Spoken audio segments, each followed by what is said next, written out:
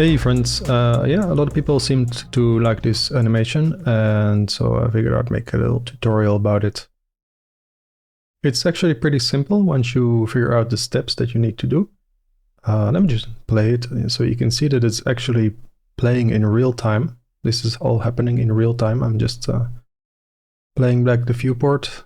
It's very light, so it's almost 100 frames per second. And if I press 0, I go out of the camera, and you can see I can just rotate around this while it's all happening, and please don't look at the back of the hand because there are triangles.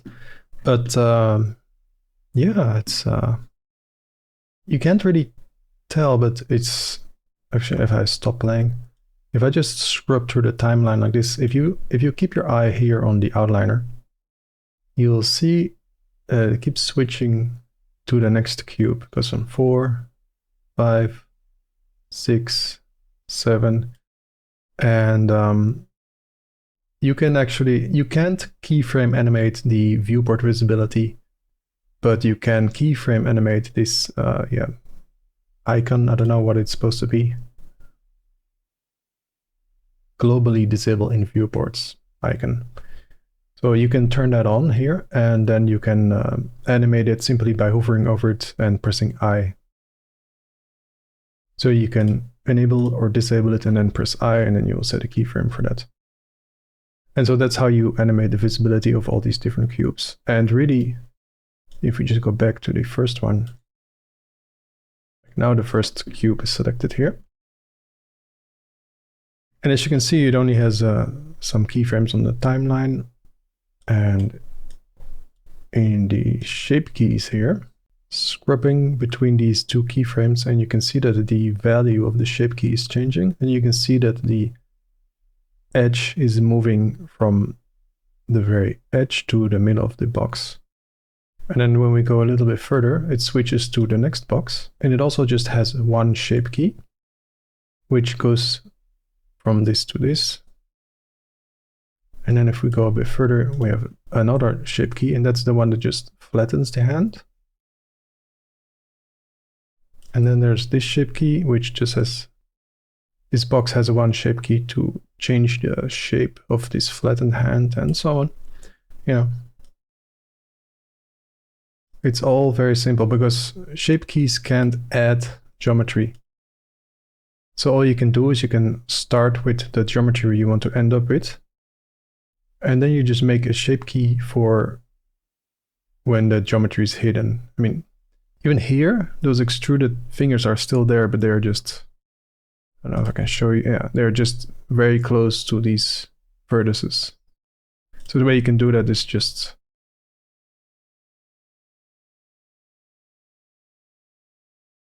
you just select one of the vertices and you just press double G, and then you just slide it. So double G, and you have to make sure you go in the right direction. And so now it looks like there are no vertices there, but actually they are there. And so every step is just one shape key that adds, actually that hides some geometry that is in that next stage. And so it goes through this whole list. And the fun thing is, yeah, you can play it back and you can see it'll move, and you can add a camera.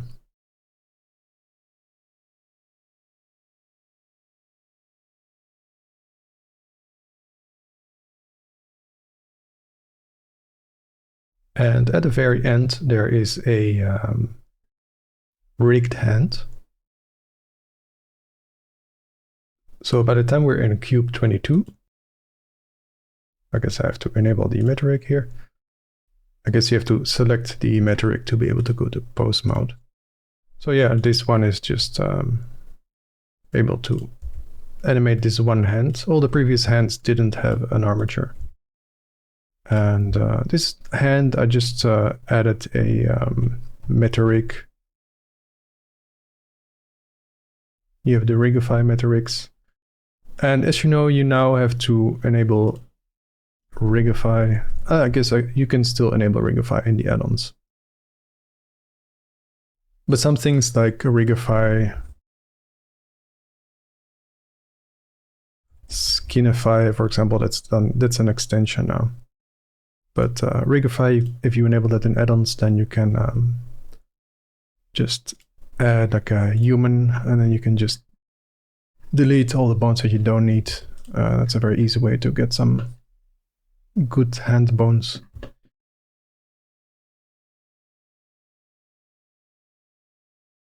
And the camera loops, I just hand animated the camera as best I could, just by locking it to view. That's something I have in my quick favorites, but you can also find it here in the option panel. You can click on camera to view, and then you can just hold down the middle mouse button and rotate the camera, and then just press I to the keyframe. So that's how I did the initial camera animation. And then I added a few more keyframes in between to make the animation a little bit better. But then in the end, I added the camera Shakify add-on from Ian Hubert, where you just edit by clicking on plus. And then you can choose one of these, and you can just increase how much it wobbles and stuff.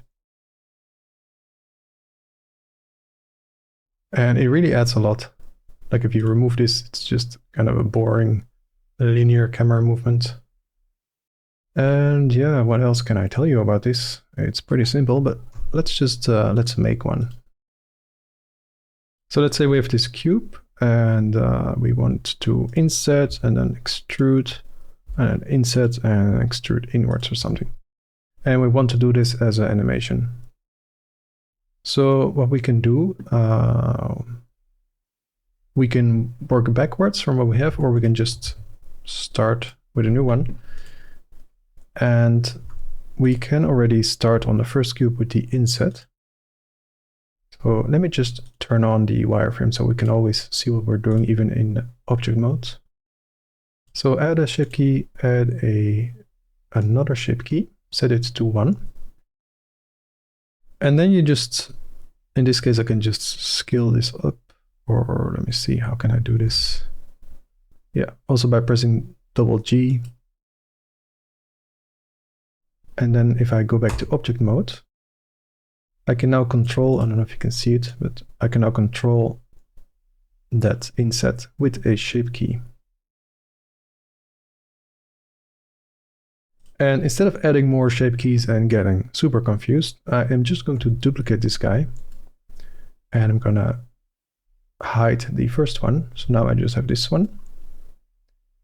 And I don't want to keep these shape keys. I want to apply them, and I do that by pressing Ctrl A and going to Visual Geometry to Mesh. And I'm not setting any keyframes of animation just yet. So for the next stage, we want to extrude this. And I haven't set any shape keys yet. I'm just working on the geometry. And now I'll add shape keys. Set the second one to 1. And then this, I'm just going to press double G until it's there. So now in object mode, I have this next stage, right? So let's continue. Duplicate it with Shift T, hide this one. So now I have only this one. First of all, we'll apply the shape keys, Visual Geometry to Mesh. And then let's see, we can inset this again. Add a shape key for that, set it to 1, edit it, double G. Now we have this. Next one. So I have this new one. I'll apply the geometry. Maybe we can just extrude inwards. Add shape keys, set to 1. And let's see, move it with double G. So now we have the shape key to make this hole. So we have this, we have this, we have this.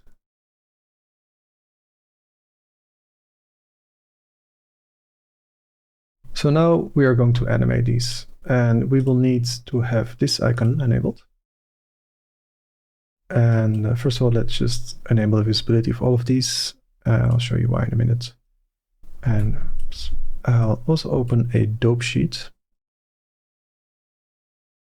And here you have some buttons, only show selected. We will disable that. And here is only show errors. Let's see, show hidden. Yeah. This way, all of the keyframes will be visible of all the objects, which is convenient sometimes. So, well, let me just turn this off for a bit.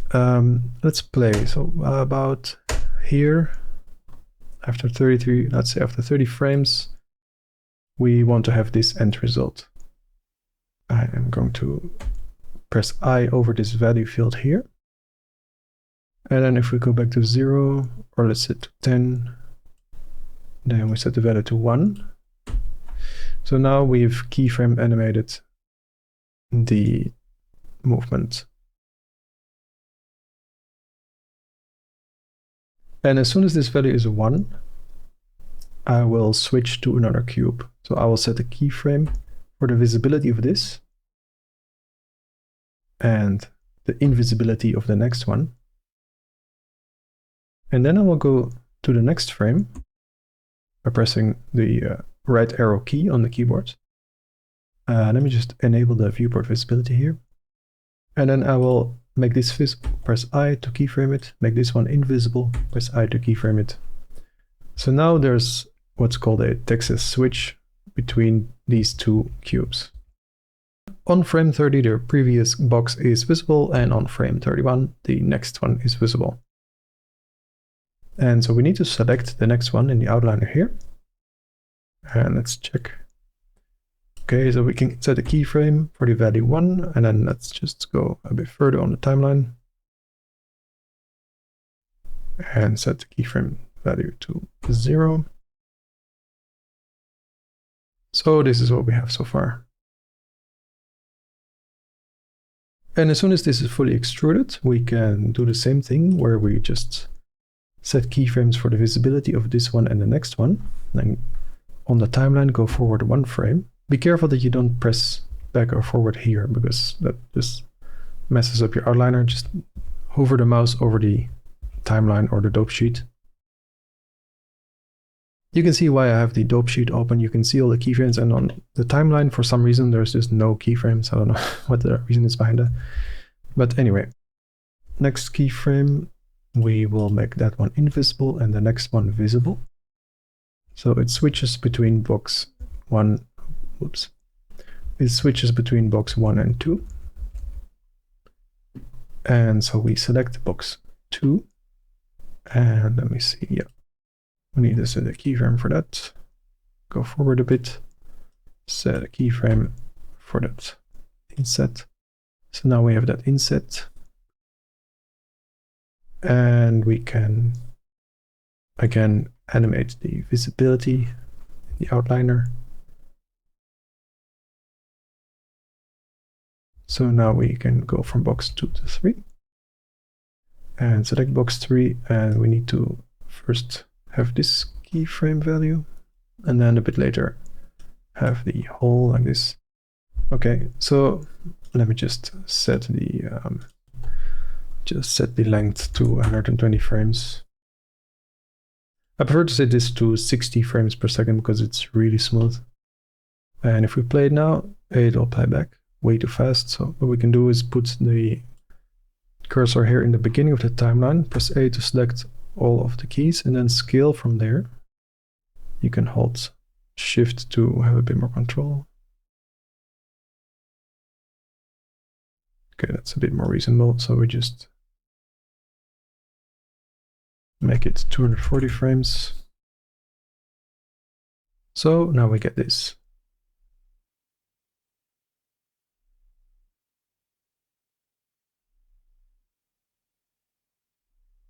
So that's the basic principle of how it works. And to add a camera, let's see, just lock the camera to view. Then we can hold Shift and middle mouse button to pan, or middle mouse button to rotate. And we can just set the keyframe by pressing I. Then go forward a bit in time and maybe just get a bit closer to this. Set another keyframe. And maybe another keyframe. So what do we have? Nothing. And why is that? I guess because I hadn't selected my camera. So I have no idea what I was setting keyframes for, but you know, there you go. So press I and rotate the camera a bit, press I again.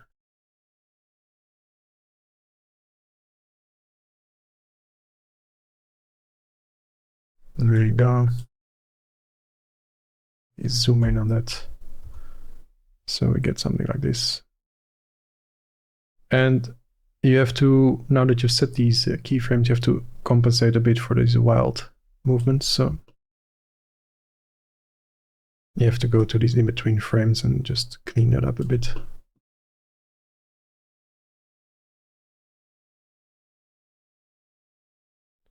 Here it still goes too far to the left.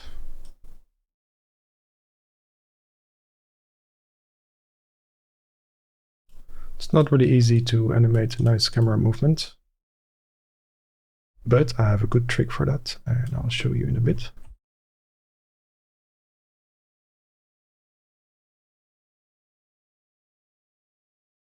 So, okay, that's already more passable. And as you can see, it really moves very fast. So I'm thinking about maybe making it a bit longer, maybe twice as long. So I'm just gonna select all of these and scale them. Let's see what that's like. Yeah, that's much better.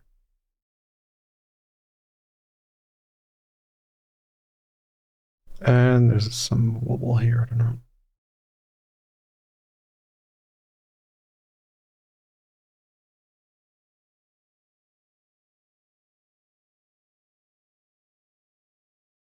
Okay, good enough. And then we go to the camera tab and we use the camera Shakify add-on. And camera Shakify, you can just download it from GitHub. I will share the link in the description. It's just something made by Ian Hubert and a friend of his. And it's based on tracked camera shots from real life. So you just click on plus. And let's just see what that does. So it adds a lot of camera shake. But you can reduce the influence.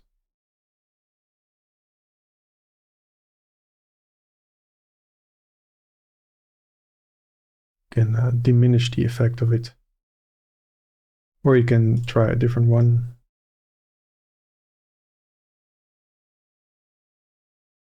And somehow this really makes the camera move a lot better, I think. If you want to loop it, so in my previous hand animation, I had it loop so that the hand is replaced by a box and then it starts over again. But you'll need to make sure that you have the starting camera keyframe and that you duplicate it at the end. And also that you keyframe animate the influence to go down to 0, because otherwise the shaking won't match up with the beginning of the loop. So you can also just here, like if at the end, if you want to keyframe animation, here if you want the influence to go from this to 0, and you just do that. So here the influence at the end goes to 0, and then in the beginning you also have it at 0, and then it gradually ramps up. You set a keyframe for that. That way there won't be a visible jump when the video loops. So yeah, that's how we do it. I don't think there's anything else I can add to this. But if you have any questions, please put them in the comments and I'll try my best to answer. Thanks for watching.